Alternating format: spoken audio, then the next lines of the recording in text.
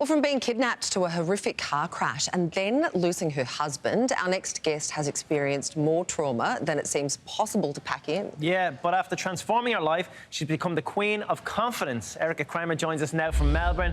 Good morning to you, Erika. Thanks for your time. If you wouldn't mind... Good morning. Could you take us back to your childhood?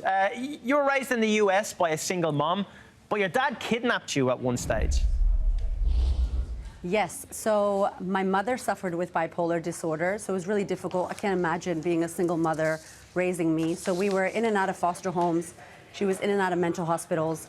When I was 7 years old, unfortunately, she didn't take enough medication when we went on a family holiday. And so what happened was she got really sick, started driving.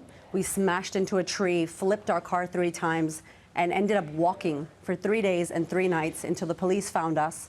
My family heard about it. They told my dad, who had left when I was 2 years old, and he kidnapped me from my mom. And it was hectic because 20 years later, we've reunited, and he told me he actually saved me from her. But our whole life, we believed that he kidnapped me and took me away from her. So It was crazy. Yeah, you had such a hectic childhood. You ended up in foster care and you wanted to escape foster care.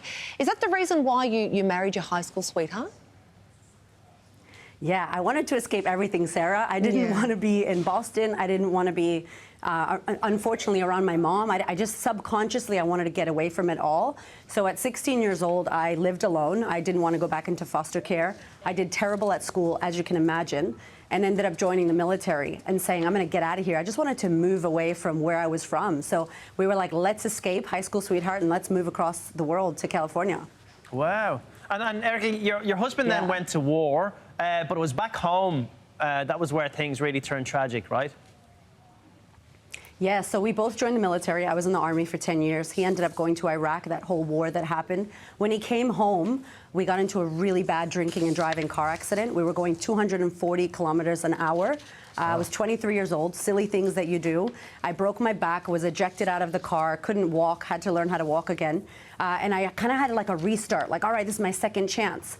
The following year, unfortunately, he was driving on his own and he was drinking and he got into an accident and he passed away. And it was just like, I'm done, you guys. Like, this is too much trauma. It was a real big wake-up call for me, that moment. So you then moved to Australia and that's where you found lasting love again. Is that how you began thinking about confidence and starting to put your life back together? Yeah, well, as you do, you meet an Aussie man in Las Vegas and you move across the world trying, you know, it was the accent. You guys got me. I love Australia. So what happened was I tried to just pretend none of that stuff happened and leave my past in America, but it followed me across the Pacific Ocean as it does. And I met my personal trainer, who ended up working on himself. He was seeing life coaches and healers, and I was kind of like, man, I lack confidence. I'm the common denominator in this hot mess that is my life.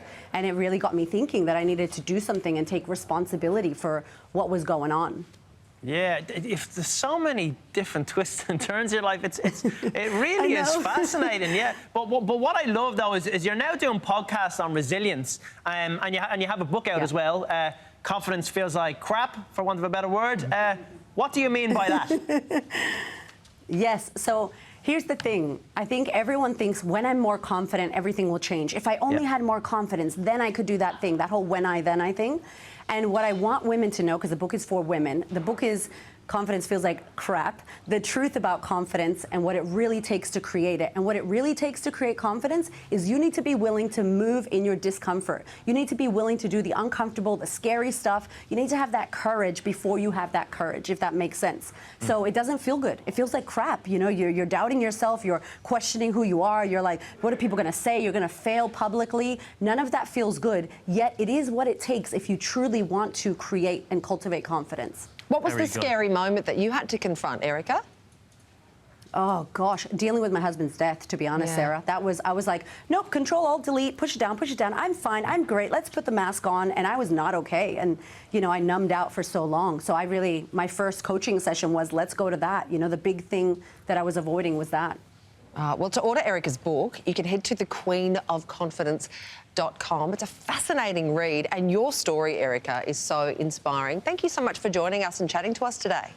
Thank you. Thank you guys for having me. Thank you so much. Of course. Take care.